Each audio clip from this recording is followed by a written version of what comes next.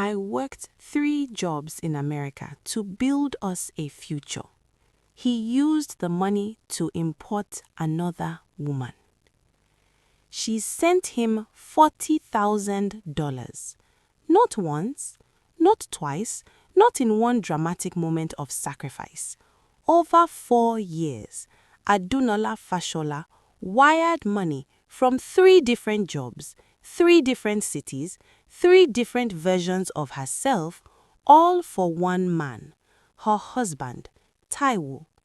The man she married at 24 in Lagos, in a white dress her mother had been saving fabric for since she was 12. And while Adunola was scrubbing floors in New Jersey, filing nails in Maryland, and folding laundry in a nursing home at 2 in the morning, Taiwo Fashola was in Lagos, spending her money, building a life, just not the one she thought. But here is the part that will stop your heart. It was not just the money. It was the woman he brought into her own house, the house Adunola built with her own hands, brick by brick, dollar by dollar, from 6,000 miles away. A woman named Sade, young, quiet, already 5 months pregnant when Adunola finally boarded her flight back to Nigeria. If you are new here, hit that subscribe button right now, because the kind of story I am about to tell you is exactly why this channel exists. Do not go anywhere. Stay until the very end, because the twist in this story is not where you think it is. And there is something else, something that nobody, not Adunola's mother, not her sister, not even her best friend Kemi, knew until everything exploded. Taiwo had met Sade before Adunola even left for America. We need to go back to the beginning, because the beginning is where the poison was planted, quietly, without a sound, the way the worst poisons always are. Adunola Fashola was born in Ibadan, the second daughter of a retired school teacher and a woman who sold fabric at Dugbe Market. She was the kind of girl people called sensible. Not the loudest in the room, not the most conventionally beautiful by Yoruba party standards, though she was striking, with deep-set eyes and the kind of calm smile that made strangers feel immediately trusted. She studied accounting at the University of Ibadan, graduated with a second-class upper, and by 22 had a job in a small audit firm on Lagos Island. She met Taiwo at a friend's birthday party in 2016. He was tall, well-dressed, with a laugh that filled any room he walked into. He worked in logistics. He always said he was building something, though it was never entirely clear what that something was. But he was charming in the way that women forgave the vagueness. He danced well, he remembered small things, he texted back quickly in those early months. He showed up. She felt seen by him. And for a woman who had spent most of her life being described as sensible rather than beautiful, being truly seen was intoxicating in a quiet, dangerous way. They dated for 2 years. Her mother liked him. Her father was quieter about it, in the way fathers sometimes are when they sense something their daughters are still too in love to see. He attended the introduction ceremony with a pressed agbada and his best manners. He shook hands and laughed at the right moment and played the role completely. They married in December 2018. 430 guests, jollof rice, assorted meat, a cake with 5 tiers. The fabric her mother had been saving became the most extraordinary ashoke anyone at that party had ever seen. Within a year of marriage, the idea of America came up. Not from Adunola, from Taiwo. His cousin Biodun was already there, in Maryland, making what seemed like a fortune compared to what either of them earned in Lagos. Taiwo started talking about it constantly, the opportunities, the exchange rate, how if Adunola could get a visa and go first, find work and settle, he would follow. They would build something real, something that Lagos with its PHCN blackout and traffic and underpaid accounting jobs could never offer them. Adunola was not naive. She asked the questions a woman who loves someone asks when fear disguises itself as due diligence. What if the visa takes too long?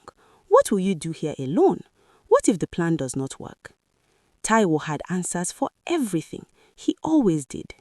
He was not unemployed. He had his logistics work. He would manage. He would come as soon as she filed for him. 1 year, he said, maybe 2. They had their whole lives ahead of them. But what Adunola didn't know then, what she would only piece together later from fragments and silences and a conversation she was not supposed to hear, was that Taiwo had met Sade before these America conversations were happening. They had met at a client event through his logistics work. Nothing physical had happened yet. That's the version that has been told. But the interest was there. The door was open. And when the opportunity arrived to send his wife abroad, Taiwo did not resist. She applied. The visa came through faster than either of them expected. Her mother called it a gift from God. Taiwo called it a sign. Adunola left Nigeria in February 2019, landing at JFK on a Tuesday morning with 1 checked bag, $400 in a money belt, and her cousin Biodun's address written on a folded paper tucked inside her bra, because Nigerians who have traveled alone know you put the most important thing closest to your body. Let me tell you something about what America does to a person in the beginning. It humbles you in ways no one warns you about. The degrees on your wall mean nothing here, not immediately. The English you speak that once made you stand out in Ibadan means very little when your accent marks you as foreign before you finish your first sentence in a job interview. Adunola, who had been an accountant, started by cleaning offices in Newark, New Jersey, not because she was lazy or unprepared, because the accounting certifications she needed to practice in America required time, money, and re-examination, none of which she had in those first months. The American accounting system is not a door you walk through with Nigerian qualifications. You have to pick the lock from scratch.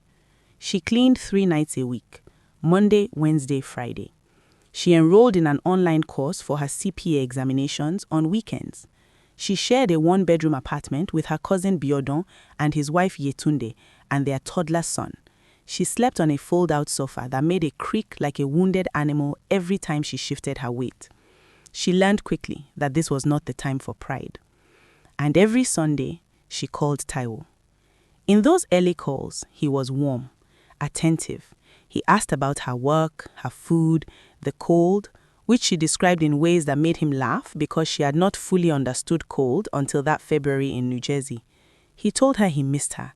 He said the house in Surulere felt empty without her. He said he was proud of her. He said these things with a conviction that she carried into her week like a lamp. She lived for those calls. By month 4, she had added a second job. She had learned nail artistry from a friend in Lagos years earlier, never imagining it would become a lifeline. A Nigerian salon in Baltimore needed a nail technician. She went for an interview on a Thursday evening, did a test set on the owner's cousin's hands, and was hired before she left the chair. She took a Greyhound down on Friday nights, worked Saturday and Sunday, came back Monday morning and went straight to her cleaning job. She was exhausted, in a way that lived inside her bones, that woke up before she did, that followed her into sleep and waited. But she was building something. She could feel it the way you feel a structure going up, not dramatically, not all at once, but incrementally, solidly, real. She started sending money in month 6, small at first, 50,000 naira, then 100,000 naira. Then it became a monthly line item in her budget, as fixed and non-negotiable as her own rent. Taiwo was supposed to be saving too, pulling money toward land they had identified together in Aja, a plot they had spoken to an agent about before she left. He sent her photos of the neighborhood, he gave her updates. He spoke the language of partnership so fluently that she never once felt alone in what she was doing. In year 2, she got a third job, laundry assistant at a nursing home in Silver Spring, Maryland. Night shifts mostly, which she could stack against her other hours because her body had somehow adapted, terrifyingly, to very little sleep. The nursing home smelt of antiseptic and old age, and something else she could never name. She folded hospital linens until her hands were raw in winter and folded more when they healed. The elderly residents sometimes spoke to her like she was a relative, and she answered them gently because it cost nothing, and sometimes it was the kindest thing in the room. She was making more money than she had ever made in her life, and she was sending almost half of it to Lagos. And she was asking when Taiwo was coming. There were moments of happiness in those years. It would be dishonest to pretend there were not. There were Sunday morning calls where she laughed so hard her eyes watered, where Taiwo was funny and warm and present in the way she had fallen in love with. There was a video call on their 3rd anniversary where he lit a candle on his end and she lit one on hers, and they ate dinner together across the Atlantic. He with his ofada rice and she with jack chicken from a Caribbean place near the apartment because she had not found Nigerian food nearby yet. And they talked for 3 hours. Real talking, the kind that covers your childhood and your fears and your embarrassing memories and your plans. She went to bed that night feeling certain about everything. There was the Christmas of 2020, mid-pandemic, when he sent her a package through an international courier. It arrived beaten up and 2 weeks late and smelt faintly of something unidentifiable, but inside was a small bottle of her mother's palm oil, the specific kind from a woman in Ibadan her mother had been buying from for 20 years, and a handwritten letter. She sat on the floor of the apartment and read the letter 3 times and cried in a way she had not allowed herself in months. She kept the letter. She still has it somewhere, in a box she has moved but not opened. She does not know yet whether she will open it one day or throw it away without reading it again. Both are valid. She has not decided. These are the memories that make betrayal complicated. If it were only bad, it would be easier to file. But the love was real, or some version of it was real for some period of time, and the real version existed alongside the other story Taiwo was telling himself and acting on.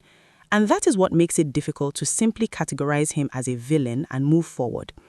He was a man who was afraid, and who handled his fear by building lies, and who kept lying because the lies had accumulated enough weight that the truth was buried too deep to easily excavate.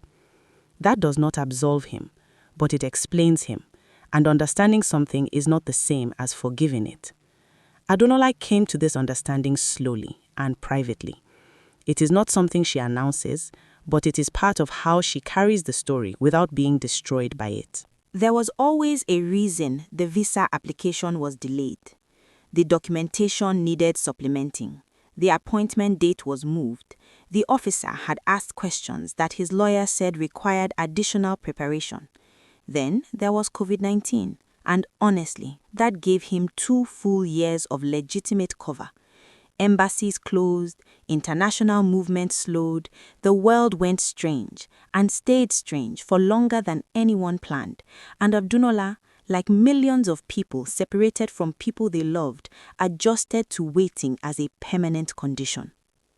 But something had been off before COVID.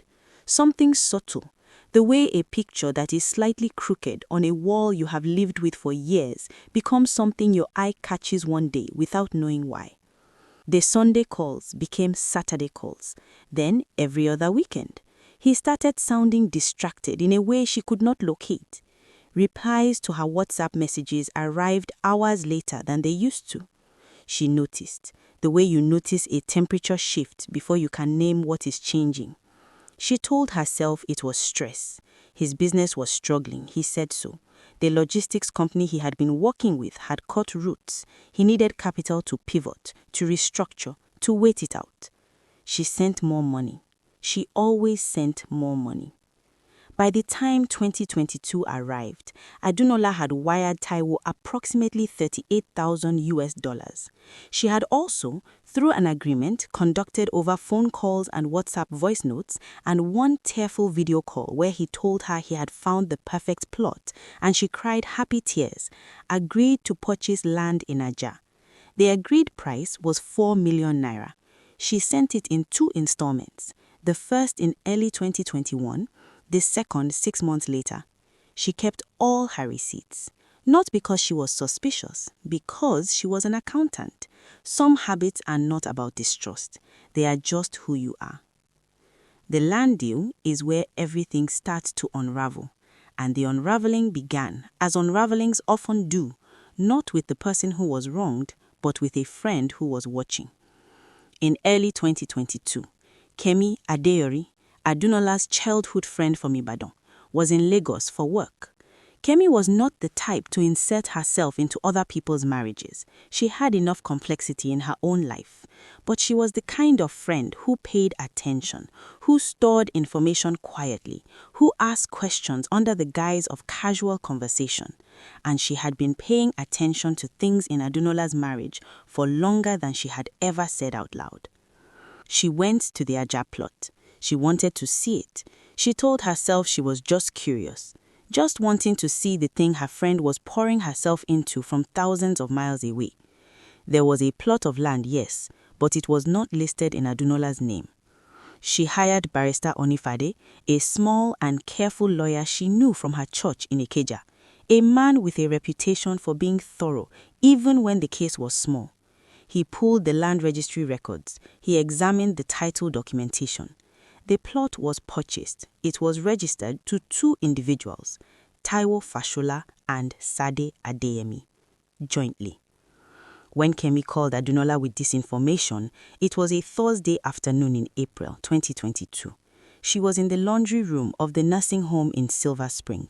She had a stack of folded sheets in her arms. She remembered later that the room was very white and very bright and very quiet, except for the sound of machines cycling. She had to put the sheets down. She put them on a table and sat down on the cold linoleum floor, and she did not move for a few minutes. She could hear Kemi's voice still coming from the phone she had set beside her on the floor. She did not cry immediately. That is what she told Kemi later. Not immediately. She sat on the floor surrounded by clean white hospital sheets and felt the entire architecture of the last 4 years, the sacrifice, the exhaustion, the greyhound buses and midnight shifts and Sunday calls, and the belief that she was building something real. She felt all of it creak and shift and begin to come apart. And then she said to Kemi, very quietly, "Tell me everything you know. Now, stop. Because before you think you know where this story is going, I need you to stop. Because what Adunola did next is not what anyone expected. Not Kemi, not Barrister Onifade, not even Adunola herself, perhaps. She did not call Taiwo that night. She did not confront him over the phone. She did not message Sade. She did not post anything anywhere. She did not cry to her mother or her cousin or any of the people who loved her and would have given her permission to fall apart. Adunola Fashola went back to work the next morning. She folded more laundry. She went to the nail salon on the weekend. She sent Taiwo a WhatsApp voice note on Sunday as normal, asking how he was, telling him about a funny thing that happened at the salon, asking about his week. She was documenting everything. She was building a case. Every wire transfer receipt she had ever kept, and she had kept them all, in a folder organized by date and amount. She had screenshots of conversations going back to 2018. She had the voice notes where Taiwo described the land deal, named the price, confirmed the agent. She had text messages with amounts referenced. She had bank transfer confirmations from every major sum she had ever sent. She also applied for her Nigerian passport renewal, and she bought a return ticket to Lagos. She told Taiwo she was coming home for a visit. A surprise, she said. She used the word surprise. And Taiwo, who had no reason to be suspicious because his wife had never once given him a reason to doubt her steady, reliable presence in his life, even from thousands miles away, said he was so happy that he could not wait to see her, that he had missed her so much. He did not know the visit would happen in 4 weeks. He also did not know that in those 4 weeks, Kemi had been watching. She had a close friend who knew people in the same circles as Taiwo. Lagos is enormous and Lagos is small. It is a city of 10 million people where your second cousin's neighbor's co-worker went to secondary school with the person you are trying to know about. It took 6 days for Kemi's contact to confirm what the land document already suggested. Sade Adeyemi was not a name on a title deed only. She was living in Adunola's house, in the house in Surulere that Adunola had furnished, argued about color schemes over WhatsApp video calls, sent money to repaint after the 2020 rainy season damaged the exterior. Her clothes were in the wardrobe. Her cooking pots were in the kitchen. a pregnancy that was by all visible accounts well past the point of hiding. And Taiwo, who had always known the right things to say, had been telling his friends that he was managing the situation, that Adunola would understand eventually, that 4 years was a long time for any man, that he had needs. Let that sink in. If you are still watching and you have not subscribed, do it now, because the second half of this story is where it becomes something you are not going to see coming. Stay with me. Adunola landed at Murtala Mohammed Airport on a Saturday afternoon in October 2022. Kemi was there to pick her up. They embraced outside the terminal, and Kemi held her friend for a long time without saying anything, and Adunola let herself be held, briefly, before she straightened up and picked up her bag. They did not go to Surulere. They went to see Barrister Onifade. In his modest office near Ikeja, with a desk covered in files and a small framed Bible verse on the wall, and a ceiling fan that moved the warm air without cooling it, the three of them sat down together. Onifade had been busy in the weeks since Kemi first retained him. He had prepared a detailed document, not a divorce filing, not yet, something more specific and more legally powerful, a financial fraud claim. Adunola had sent money specifically for land that was purchased in another woman's name alongside her husband's name. That was not a marital disagreement. That was not infidelity in the traditional sense. That was documented financial fraud. And Onifade explained this with the kind of careful precision that accountants and lawyers share, a love of exactness, a respect for documentation. But then he opened the second page of his document and said there was more. Taiwo had taken a loan, a significant cooperative loan of 800,000 naira, using the Aja plot as collateral, land purchased entirely with Adunola's wired funds. He had spent the loan, the full amount. On what exactly? The paper trail was not yet entirely clear. Kemi, who had heard a lot since she began watching, put her hand on the desk and pressed it flat, steadying herself. Adunola looked at the document for a long time. She asked Onifade a few very precise questions, the kind of questions that told him immediately he was dealing with someone who understood the structure of what she was looking at. He answered each one. She made notes on her phone. Then she said calmly, "What about the woman?" Onifade looked up. She said, "Shade Adeyemi. What do we know about her position in all of this, legally?" This was not the question either Kemi or Onifade had expected. Kemi had expected something more personal, more raw. Onifade had expected the client to focus entirely on the husband. Onifade said that Shade's position was complicated. As a joint title holder, she had legal standing related to the land. Her pregnancy added another layer. But he said without knowing how much she knew about the source of the funds, it was difficult to determine whether she was a participant in the fraud or another person who was misled. Adunola nodded, slowly, like something was settling into place inside her. They drove to Surulere at 7 p.m. in the evening. Adunola knocked on the door of her own house. Taiwo opened it. The look on his face, and Kemi, who stood slightly behind Adunola, would describe this look many times in the months that followed, was not the look of a man caught in a dramatic, cinematic way. It was something worse. It was the look of a man whose carefully constructed management of two separate realities had just collapsed into one room at the same moment. The look of someone who has been performing so long, he has forgotten the stage is not the whole world. He said her name. Adunola. Just her name. She stepped past him into the house. The living room was different. Small differences, the kind of differences that only the person who chose every original item would notice. A throw pillow she did not recognize, a different curtain on the left window, a cup on the side table that was not hers. Shade was in the kitchen. She heard the front door and assumed it was Taiwo returning, called out something casual, the easy language of a person in a house they have made comfortable. Then she walked to the kitchen doorway to see who had come. She saw Adunola. The world stopped for a moment. All three of them in a room. Kemi in the doorway behind Adunola. Taiwo somewhere between them, not moving. Nobody said anything. Then Adunola, in a voice so controlled it was almost more disturbing than anger would have been, said, "Good evening. I think it is time we talked." She sat down. She placed her phone on the center table. She opened the document folder. She looked at Taiwo. She said, "Tell me where my money went." Taiwo tried several things before he settled on the truth. He tried deflection. He tried partial acknowledgement combined with justification. He tried turning the conversation toward her absence, her ambition, the distance, the loneliness, all the standard scripts that unfaithful people deploy when they want to make themselves the real victim. Adunola let each one pass. She was not angry in the way that lets people escape into drama. She was precise. She pointed at a date and said, "I sent 150,000 naira on this date. What did you do with it?"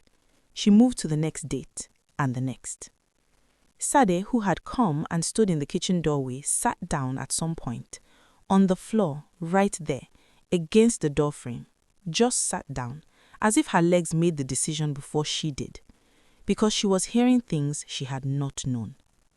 Not all of it. She had known about the wife. She had been told the wife was emotionally checked out, was building a new life in America, that the marriage was over in everything but paperwork. She had been told these things with enough detail and apparent sincerity that she had chosen to believe them the way people choose what to believe when the alternative is unbearable. But she had not known about the money, the scale of it, the systematic wiring of funds across 4 years. She had not known she was living in a house paid for by the woman sitting across the room from her. She had not known her name was on a land title that had been bought with that same woman's savings. And she could see now, watching Taiwo respond to question after question without a real answer, that she had been a piece on a board she had never seen clearly. At some point during this conversation, Taiwo told the truth. Not all at once, in pieces, the way people confess when they have no more angles to try. His logistics company had genuinely failed in 2020. That part was real. But instead of telling Adunola, instead of having the conversation that frightened him, the conversation where he would have to admit failure to the woman who was succeeding abroad, he had borrowed. He had moved money. He had told himself it was temporary, that he would replace it before she ever came home. That was what he told himself.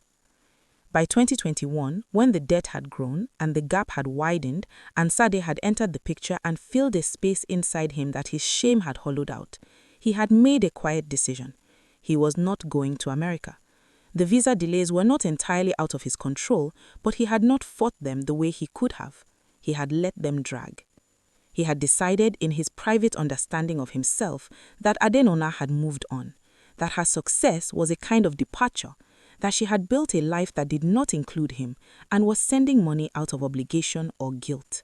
He had convinced himself of this because it was easier than the alternative, which was that his wife was sacrificing everything for both of them while he was choosing differently.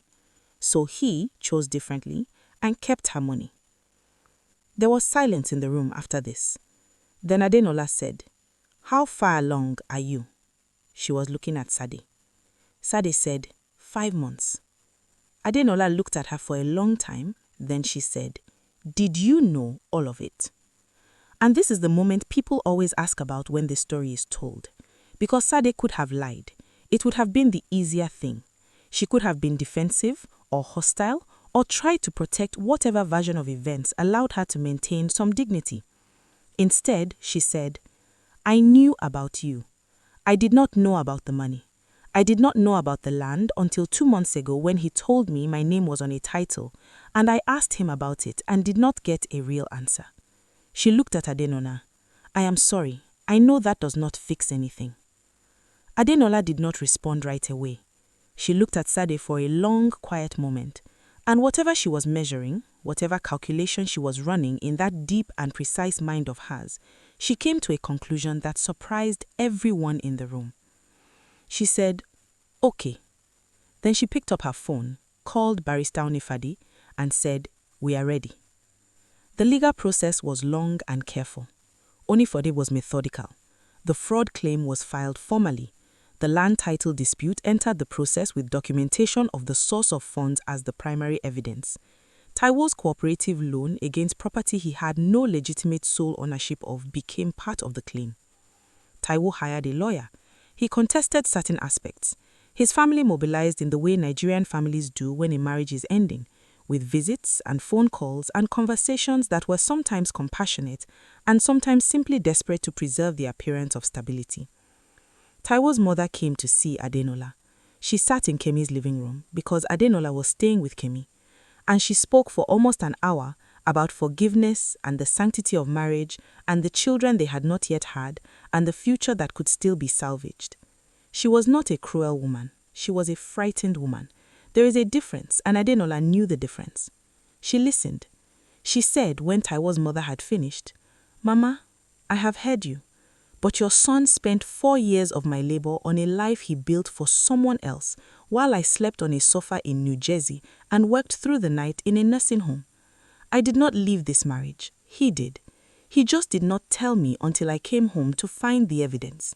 Taiwo's mother had nothing to say to that.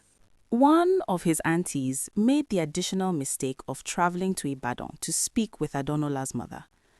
This was described by everyone who heard about it afterward as a significant miscalculation. Adonola's mother, the fabric seller from Dugbe Market, the woman who had saved cloth for her daughter's wedding dress since the girl was 12, who had watched her daughter grind herself into dust for 4 years, sending a man to use it to betray her, sat that auntie down in her compound in Ibadan and delivered a response that has been retold so many times in the family that it has taken on the quality of legend. She did not shout. That was the thing about it. She was perfectly calm, and she said in the most precise and unhurried Yoruba that her daughter had bled herself dry for a man who used her money to build a future with another woman, and that if forgiveness was on the table, it would be served on her daughter's terms, not at the request of the family of the person who had done the harm. The auntie left quickly. She did not return. Meanwhile, while the legal machinery moved, something happened that nobody had scripted and nobody fully expected. Adunola and Sade began to speak. Not as friends, not even as acquaintances exactly, but Adunola had asked Onifade to meet with Sade separately because Sade had her own legal situation to understand. Her name was on a title deed that was now in dispute. Her baby was coming. She was carrying complexity that had been handed to a man who had not been honest with either of the women in his life. Onifade met with Sade twice. In those meetings, Sade learned the full picture. The amounts wired, the timeline, the systematic way in which the money she had assumed was Taiwo's to spend had actually come from a woman working 3 jobs on the other side of the world. In the second meeting, as they were preparing to leave, Sade stopped at the door. Adunola was to her left, standing, waiting. Sade said, "I need you to know that I am not at peace with how I got here. Even with what I did not know, I knew enough. And I chose the easier version of the truth because it allowed me to keep what I wanted. I am ashamed of that." Adunola was quiet. Sade said, "You do not owe me anything. I know that." Adunola said, "Take care of your baby." And she walked out. This is not a story that becomes a friendship. Life does not always write that ending, and it would be dishonest to pretend otherwise. Adunola and Sade do not call each other. They do not share pepper soup and understanding. The wound was real, and the healing of real wounds is private and slow. But they did not destroy each other. In a country and a culture where women in their position are almost always weaponized against each other by the man who wronged them both, where the narrative is structured to make women compete for the right to the victim's seat, they had chosen something different. Not friendship, something quieter and more durable. Mutual recognition. The legal resolution arrived in stages across the following months. The court ordered the Ajah land title re-registered solely in Adonola's name based on the documented financial record of who had actually paid for it. Taiwo was ordered to repay a settlement amount that Onifade negotiated carefully in mediation, enough to represent a real consequence, not enough to drag into years of contested proceedings. The divorce was filed and processed. In March 2023, it was finalized. Taiwo moved back to his family compound in Mushin. He did not make a final dramatic statement. There was nothing dramatic left in him. He was a man who traded something irreplaceable for something temporary, and the trade had completed, and he was left with the ordinary grief of a person who made choices they cannot undo. His daughter with Sade was born in December 2022. A girl he visited twice in the first year. His involvement did not grow more consistent after that. That story is still unfolding, and it is not a good one. Sade moved home to Abeokuta with her family. She has, by all accounts, shown more resilience and more clarity than most people expected. She is raising her daughter. She has gone back to work. She asks less of Taiwo than he probably deserves to be asked of. Whether that is wisdom or resignation is a question only she can answer. And Adunola. Let me tell you about Adunola now, because this is the part of the story that matters most. This is the part that the whole account has been building toward, even when it did not feel that way. She stayed in Lagos for 6 weeks after arriving. She dealt with the legal process. She visited her parents in Ibadan and sat with her mother for a long evening where neither of them said very much, just sat in the compound with a shared plate of ewa ogoyi and the sound of generators in the background and the smell of harmattan beginning to arrive from the north, that dry seasonal smell she had missed without knowing she missed it. Her mother never said, "I told you so." Some women don't need to. The love in their silence is more articulate than any words. Before she left to return to America, Adunola did something that confused even Kemi. She went back to the house in Sureli. Not to collect anything specific, the house was still in legal limbo, but she asked to go in, and she walked through every room, slowly.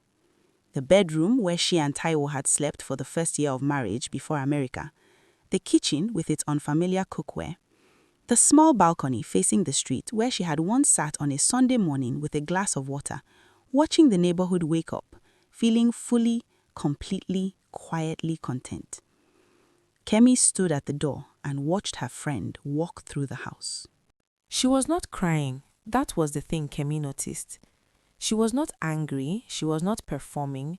She was simply memorizing, going through each room with the attention of someone closing a very important file, making sure nothing was missed, making sure nothing was left behind. She took one photograph of the balcony, not shared, not posted anywhere, just for herself. Then she walked back to where Kemi was standing at the door. She said, "Okay." She picked up her bag and they left. She flew back to America the following Thursday. Here is a thing about those 4 weeks between finding out and coming home that Adunola has spoken to only to Kemi and her mother. She went to work every single day. She folded laundry, she did nails, she filed accounting documents, she ate her meals, she answered messages. She was present in every external way. But inside, something had shifted fundamentally in the architecture of how she understood herself. For 4 years, she had been the woman building something for 2 people. Her identity had been organized around this. The sacrifice had a story attached to it, and the story was, this is for us. Everything difficult is in service of something real. When Kemi called with the land registry information, the story broke. And in the 4 weeks that followed, Adunola had to inhabit a very strange psychological space, carrying the knowledge that the story was broken while continuing to perform as if it were intact. She said later that it was the performance that changed her more than the discovery itself. She had not realized until she was forced to sustain it consciously how much of herself she had been performing for 4 years. The certainty, the contentment, the assurances to her mother and her cousin and her colleagues that everything was fine, she was fine, the marriage was fine, the distance was hard but worth it. She had believed most of it, but she had also been performing some of it. And now, performing it deliberately while knowing what she knew, she could see exactly where the performance ended and the real Adunola began. And the real Adunola was someone she had not paid full attention to in a long time. She found during those 4 weeks that she was not afraid. That surprised her. She had expected fear. She had expected to spend those weeks in anguish, sleepless, unable to eat. Instead, she was precise, calm, almost businesslike. She documented everything. She read about Nigerian land law on her phone late at night. She messaged Onifade through Kemi with specific questions about the legal process.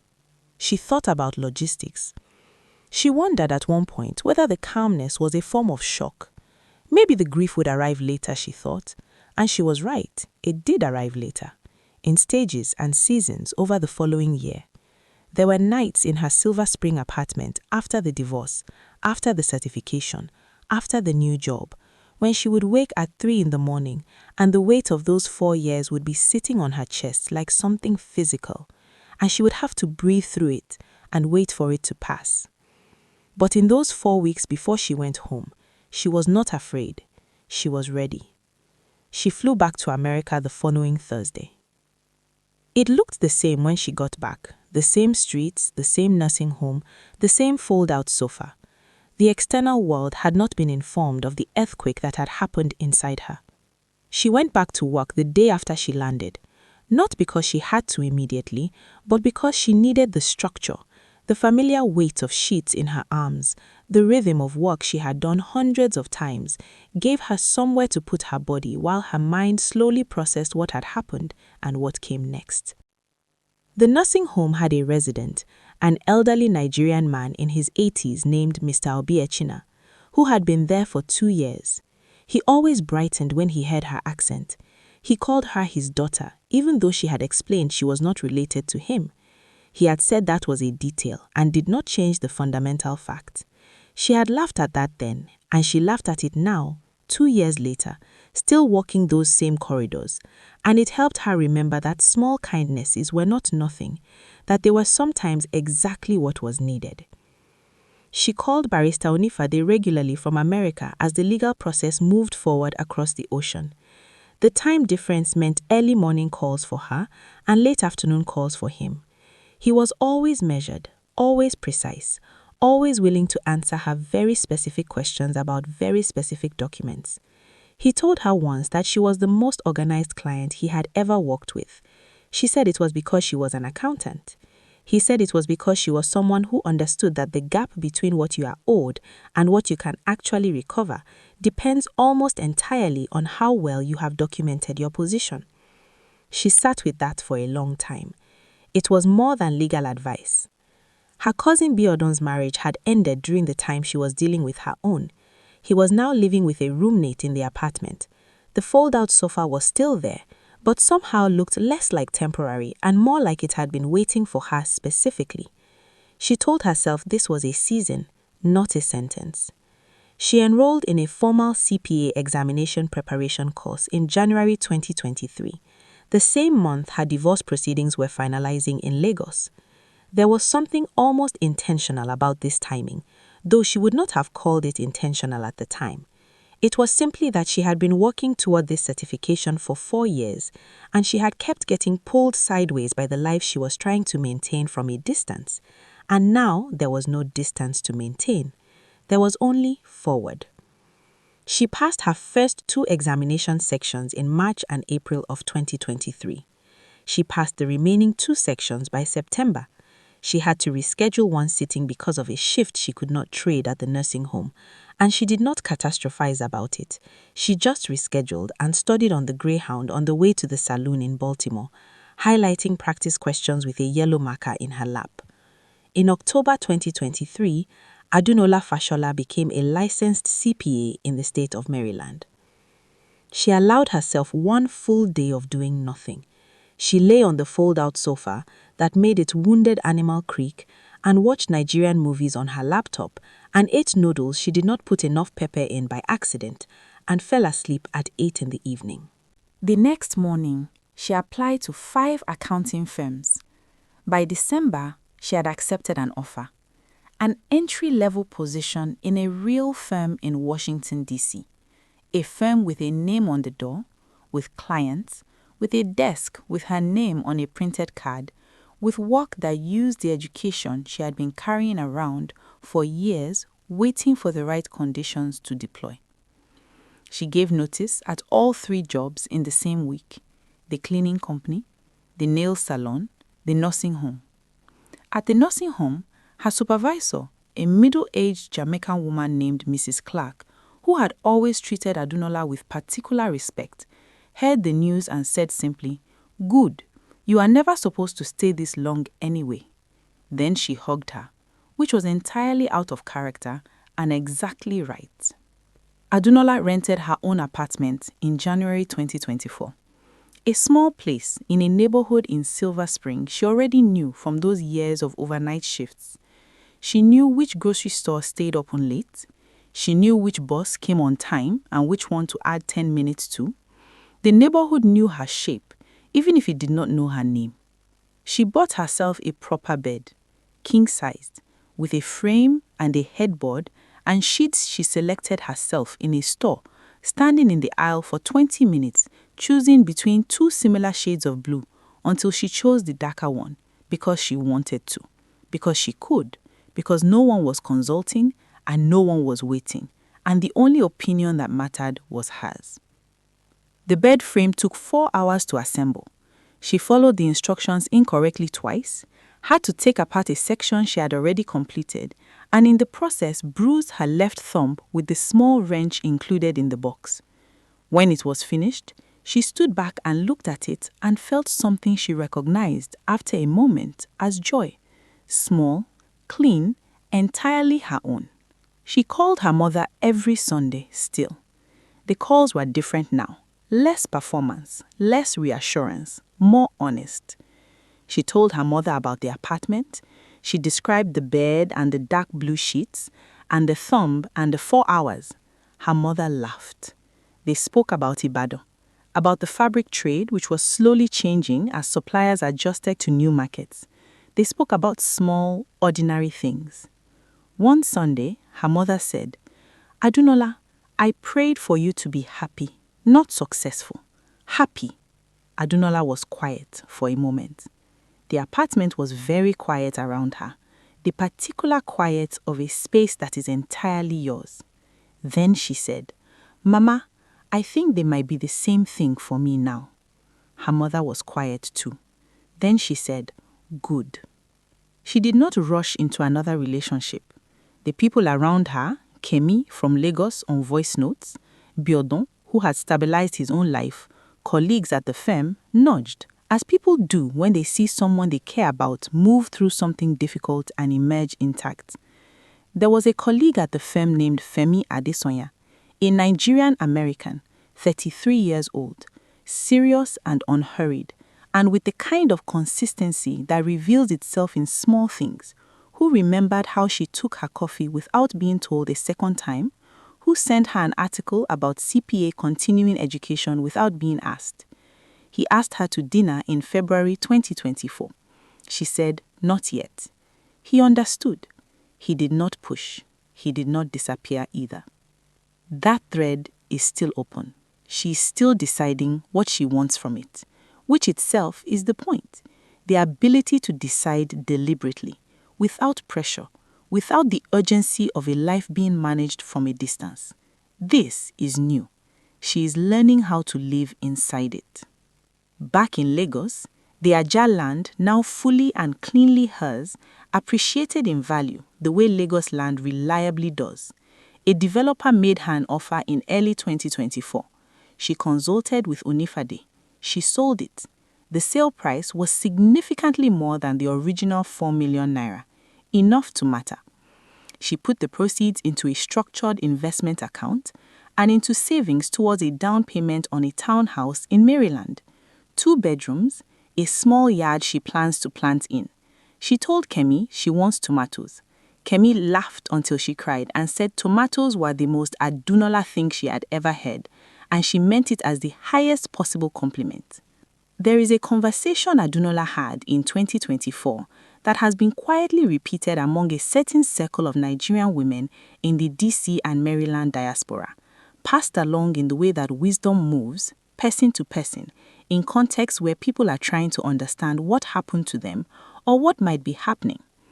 A young woman from her church recently arrived from Lagos, 22 years old, navigating the anxiety of a new country and a long-distance fiancé she missed desperately, and the particular loneliness of being a stranger in a place that does not know your reference point yet, asked to speak with Adunola over coffee. She had heard fragments of the story, enough to be curious, enough to be a little afraid. They sat for 2 hours in a coffee shop near the church. Adunola did not tell her to distrust her fiancé. She did not present her story as a warning about Nigerian men or long-distance marriages or sacrifice in general. She said something more difficult and more useful than any of those things. She said, "The biggest mistake I made was not sending the money. The sacrifice was real, and I would do that part again because I believe in building with someone. The mistake was that I made myself invisible to protect him. I sent money and I did not ask for receipts because I was afraid that asking hard questions meant I did not trust him. And I told myself that trust was love. But trust without accountability is not love. It is hoping, and hoping is not the same as building." She paused. She said, "You can love someone with your whole self and still ask to see the receipts. The asking does not mean you do not believe in them. The asking means you believe in both of you enough to make it real." The young woman sat with that for a long time. She said nothing immediately. Then she said, "Thank you." That is all she said, but she carried it with her. It moved. So should you. Because what Adunola said does not only apply to marriages stretched across oceans or money wired through international banking apps. It applies to every relationship in your life where one person carries the weight in the hope that the other person is doing the same. It applies to businesses and families and partnerships of every kind. You can be generous. You should be generous. Generosity is not the problem. The problem is when generosity is performed without accountability, when love becomes a reason to look away from evidence, when sacrifice is used as proof that questions are unnecessary. Trust is something you build together. It is not something one person earns by never asking. Adunola Fashola today is 31 years old. She has her CPA license on the wall of her apartment. She has a king-size bed she assembled herself. She has dark blue sheets. She calls her mother every Sunday. She is saving toward a townhouse with a yard. She is not the woman who arrived at JFK with $400 and an address in her bra. But she is not a stranger to herself either. She is more of herself than she has ever been. The parts that years of managing a long-distance marriage from a position of permanent sacrifice had worn down, the directness, the precision, the refusal to perform contentment she did not feel, those parts are back. They came back slowly, incrementally, the way things regrow. You do not notice them returning until one day you realize they have been there for a while. She noticed when she started asking questions without apologizing for asking them. At the firm, in conversations with herself. She noticed when she stopped justifying her boundaries as though boundaries required justification. She noticed when she looked at her apartment on an ordinary evening and thought, "This is mine." Not as compensation, not as a consolation for what she had lost, simply as a fact that gave her satisfaction. This space, these blue sheets, that troublesome bed frame and the thumb she bruised assembling it. There's something about building something with your own hands that does not translate in any description. You can explain the process. You cannot explain what it does to your relationship with yourself. Adunola had been building things for years, but for 4 years, she had been building for someone else's vision of a shared future. And when that vision dissolved, she discovered that the building had trained her, that the capacity she had developed through those years of difficult labor was genuinely hers, not conditional, not dependent on the person she had been building for. The woman who could pass 4 CPA sections while working 3 jobs during a legal dispute across 6,000 miles was already inside the woman who cleaned offices in Newark. She had simply had to be revealed. She is still being revealed, she says. That is the thing about surviving something that restructures your understanding of yourself. The revelation is not a single moment. It is a continuous process. Every year, she learns something new about the person she is becoming. Sometimes it surprises her.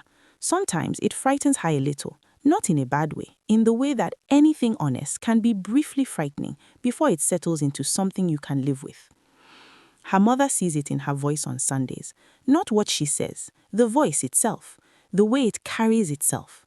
There used to be a weight in Adunola's voice that her mother recognized as the particular weight of a person managing more than they are saying. That weight has lifted. What is there now is something lighter and more solid at the same time, the way a table is lighter than a pile of bricks even though the wood is denser. Her mother said to her once, "You sound like yourself again." Adunola said, "I think I sound more like myself than I ever have." Her mother said, "Yes, that is what I mean." And the money she lost? Some of it is genuinely gone. That is the honest truth. And there's no version of this story where pretending otherwise serves anyone. The settlement covered a portion. The land sale recovered more. But there are years and years of labor woven into those numbers. Years that lived in her body and her sleep and her knees on cold laundry room floors. Some debts are recovered through legal process. Some are recovered through the life you build afterwards. And some you simply acknowledge, hold briefly, and set down.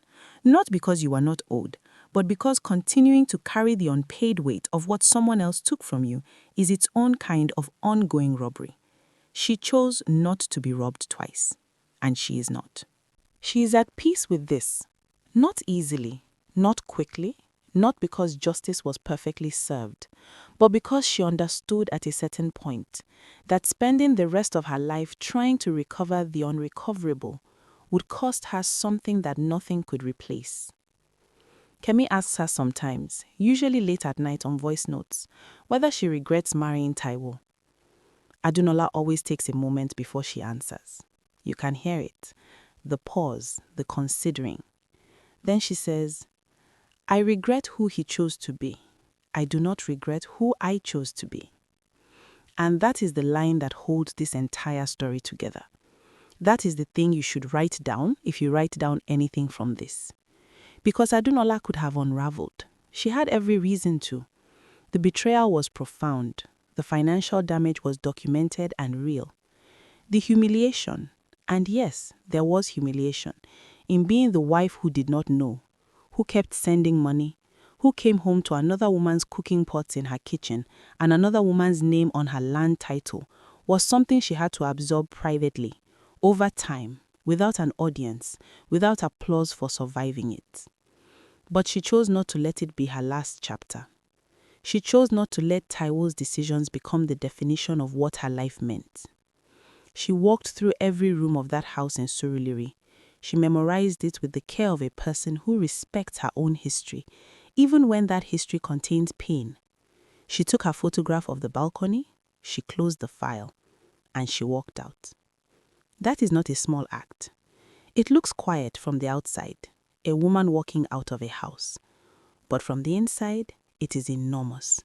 It is the difference between being haunted and being free. One last thing. The title deed to the Aja land, the document with her name on it and only her name, when it arrived cleanly and correctly after the court process concluded, Adunola took a photograph of it. She set it as her phone wallpaper for exactly 1 week. Then she changed it. She changed it to a photograph of her mother, taken in the Ibadan compound on an ordinary Sunday, sitting in the afternoon light, not posed, not dressed for anyone, just there, with a small private smile on her face. The smile of a woman who has seen a great deal of life and is still present in it. That photograph is still her wallpaper. Some things you fight for the money, some things you fight for the proof, and some things you fight for so that the woman who raised you, who saved fabric for your wedding dress from the time you are 12, so that she can sit in the afternoon light on a Sunday in her compound in Ibadan and not have to carry the weight of her daughter's suffering anymore. That is the real investment. That is what Adunola Fashola was building all along, across those 4 years and those 3 jobs and those thousands of miles and those Greyhound buses and those night shifts.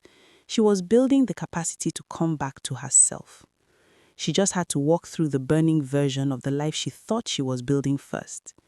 And she walked through it, and she came out. If this story stayed with you, if something in it touched something in you, whether it is a memory or a current situation, or simply the recognition of what strength looks like when it is not performing, please share it with someone who needs it today. Leave a comment below. Tell me which part hit you hardest, because this community is built on honest conversation, not just stories. And if you are not yet subscribed, please do it right now.